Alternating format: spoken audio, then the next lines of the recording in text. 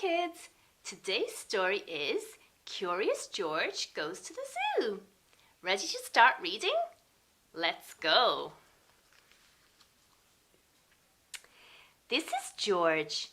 George is a good little monkey and always very curious. Today George was feeling very excited. The man with the yellow hat was taking him to the zoo.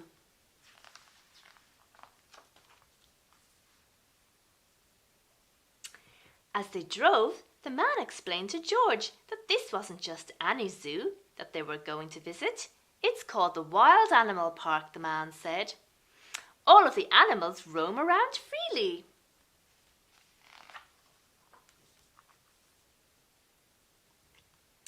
When they arrived, George saw a huge banner.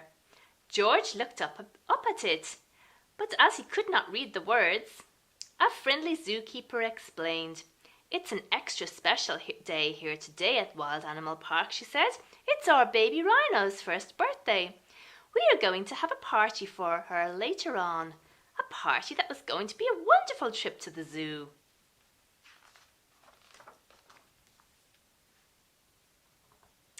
George tried to walk into the park where the animals were, but the zookeeper stopped him. You can't walk in there, she said. To explore this zoo, you have to ride in one of our special cars.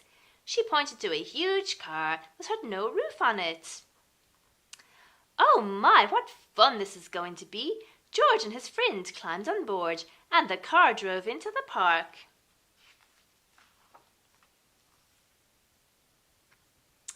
Soon they were in the midst of the Wild Animal Park. Look over there, said the zookeeper. There's our pride of lions. We have a large family here. George pointed in the other direction. Yes, George, said the zookeeper. I see the giraffes too.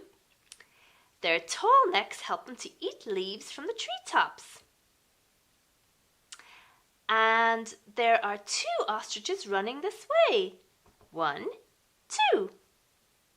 George was happy to be seeing so many amazing animals.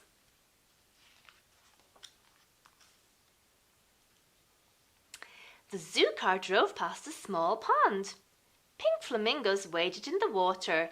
Their heads bobbed up and down as they walked on spindly legs. The flamingos turn pink because they eat so many tiny pink shrimp, said the zookeeper. But George was not listening. He had never seen flamingos before. He was curious about how those flamingos were moving. Look! He leaned out of the back of the zoo car as far as he could to take a look, but then, oh, what happened?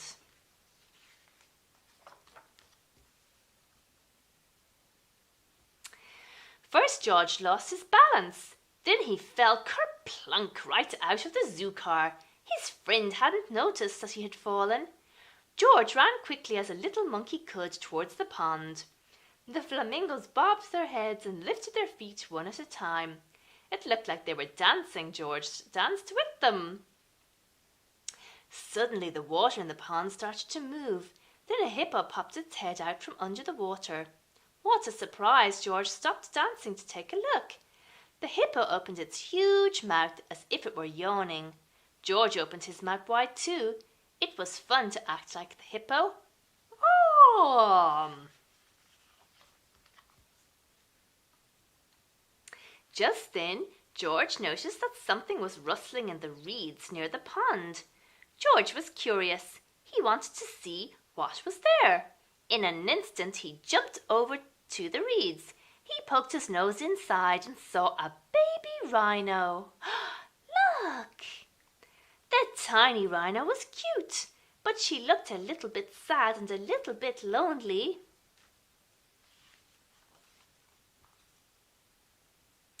George wanted to make the baby rhino feel happy again. He thought and thought, maybe the baby rhino would like the flamingo dance. He jumped and bobbed his head and danced his feet up and down. The baby rhino peeked her head out of the reeds so that she could watch. George danced more, and the rhino walked out of the reeds. She was curious too. They were having so much fun that George didn't notice what was behind him. Can you see what's behind him? I think it's the zookeeper.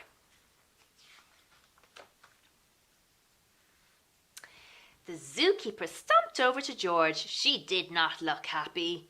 The man with the yellow hat was running behind her. "You are a naughty little monkey," said the zookeeper. "You were supposed to stay in the car. You and your friends will have to go now."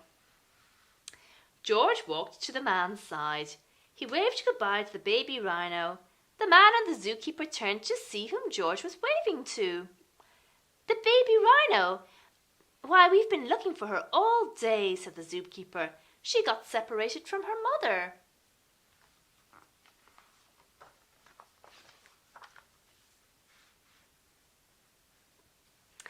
George was glad to see the zookeeper looking happy again.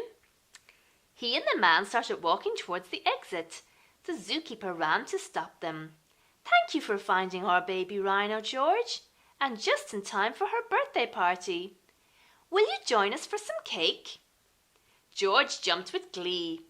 He had forgotten about the party, and he did love cake. The man and George followed the zookeeper and the baby rhino back to zoo headquarters. The rhino's mother was waiting there for her.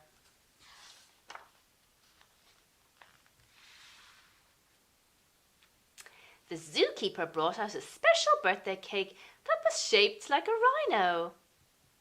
George had never seen a cake like that before. "You can have the first piece, George," said the zookeeper. "I also have a special treat just for you." She placed a bunch of bananas in front of him. George was very happy to have a tasty banana, but he saved room for some cake too. Look out for lots more of George's curious adventures with the Story Club.